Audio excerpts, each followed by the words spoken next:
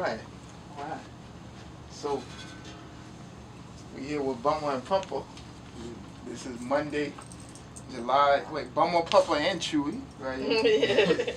This is Monday, July 17th, 2017. How y'all doing? Doing fine. Good, good. Y'all look good. Thank you. Really good. Well, And tomorrow is another great day in our life. oh yeah, It is. yeah.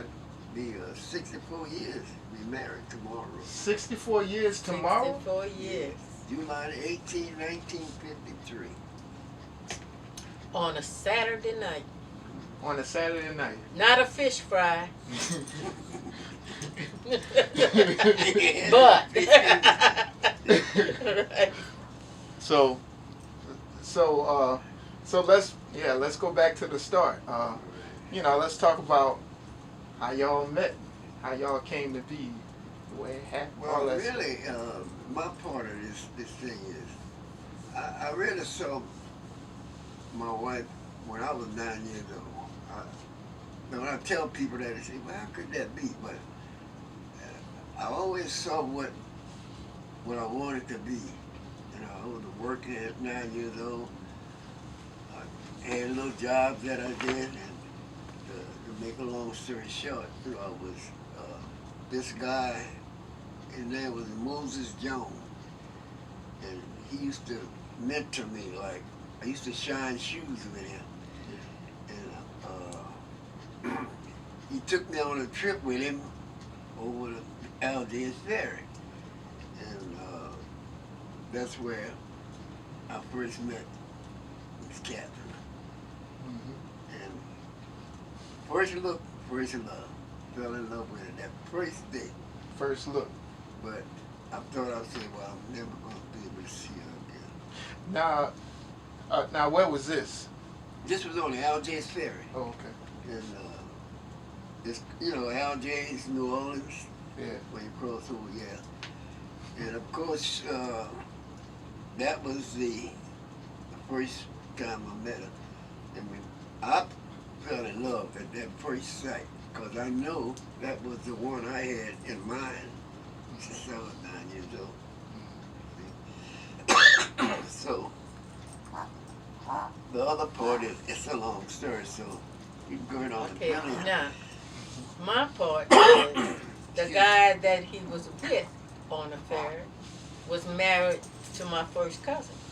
Okay. And I felt this little eye on me. And I felt like Mary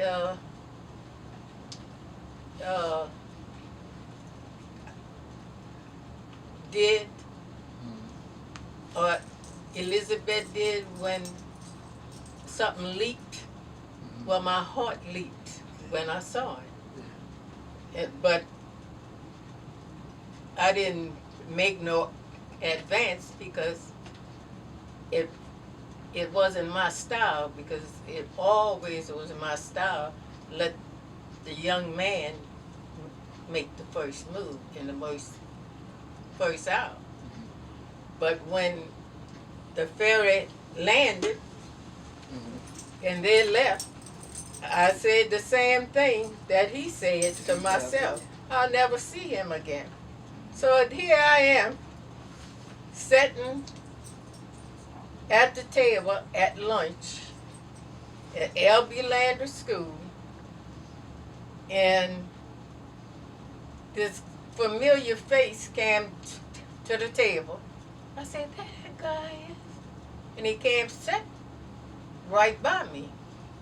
And I wanted to enjoy my lunch, but how could you enjoy your lunch when you're afraid to chew in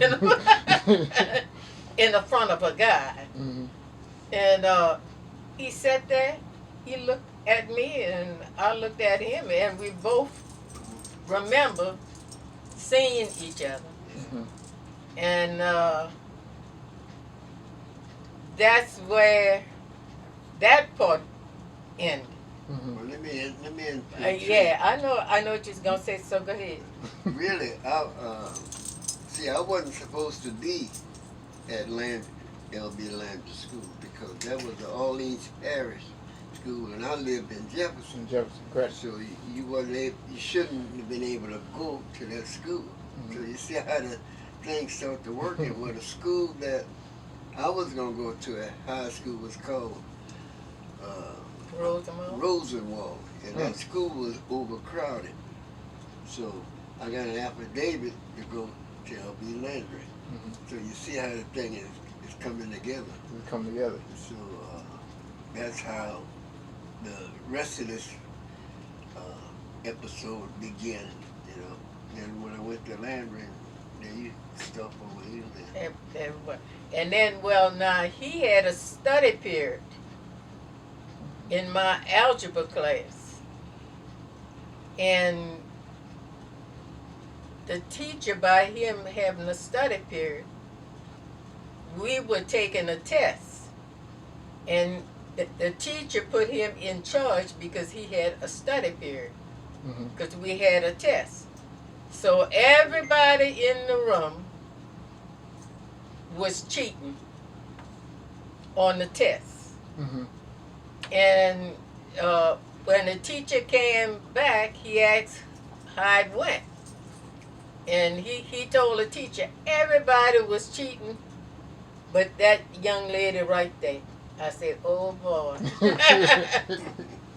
So, go ahead. all right. So so in the process, well, I was sitting behind her, like the desk was, I was the desk behind her, and in my childhood days, I always had a magnet in my pocket, and I took that magnet and I drew a hairpin on her head, and she said, "How did you do that?" You know, and I said, "I got a number." Once I had a wondering, you know, but I always had that magnet. But to make a long story short, way down the road, that magnet played an important part in our marriage that we'll never separate. We'll always be that magnet toward each other. And God was that magnet, because that's the one that kept us together, kept us keeping on. Yeah. Bumpy roads, we just keeping across those bumpy roads. Well, what it is a lot of times when we use natural words and we don't think of it as spiritual, but a magnetism is of God anyway. So it's like the system that you can't take them apart. Can't take them apart. Yeah. Clings together. When you see one, you see the other. So then, all the other nice things that I enjoyed, seeing her walking down the hallway in school, and she'd come down the hallway, I mean, just hit straight up. She had an excellent posture. And, well, after I saw her going up the viaduct one day, I asked a friend of mine, I said, "Who is that girl?" Well, I was looking. And she said, "Go talk to her." And, you know, we began to talk and everything, about to come together. We just loved each other from the beginning. Yeah. But, you know, when you look at the whole picture is that you don't think these things come to pass, you know, like you planned it, but you didn't plan it. See, it was going to happen, and when it come together, it still make you wonder, how did it happen? How did this come? But you know, after seeing the whole picture, then we know that it was God in the beginning that brought us together. But in the process, sometimes you don't see it at first until you grow. You begin to grow in your marriage, you know. Getting, fighting together with problems and different things that you have. But when we recognize that God is the center of your marriage, and a lot of people don't understand that, is that the Bible says, when a man leaves his father and his mother, he shall cleave to his wife, and they shall become one flesh. But I want to say, in what? Well, anyway, in the in life itself, there's a lot of things that come to separate. See? But you can't. You say you leave your mother and your father. That means that's everybody. Don't let nobody come between what God has joined together. See, whatever God has joined together, let no man Put asunder. Yeah. And when you get married, you're standing up before the preacher and says, "Is there anybody in here that want to speak and say that these two shouldn't be joined together?" So if not, forever, it says, "Hold your peace." So nobody can. You learn, you learn all this as you go. But it's a blessing to have married a woman like this. It's been a great inspiration in my life.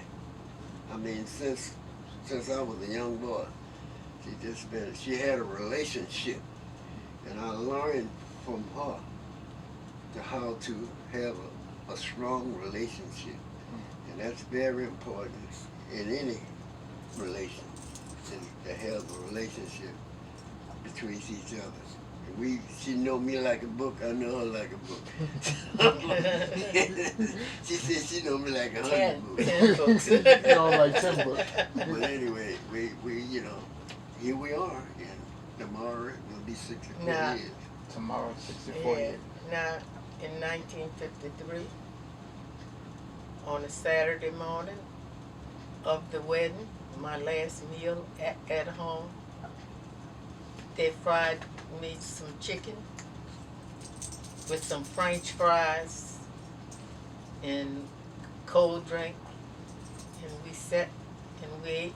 That was my last meal, 816 Lamont Street on a canal. And my grandmother, which you would have loved to know her, your great-great-grandmother, she had a lot of wisdom. My mother was a hard-working person.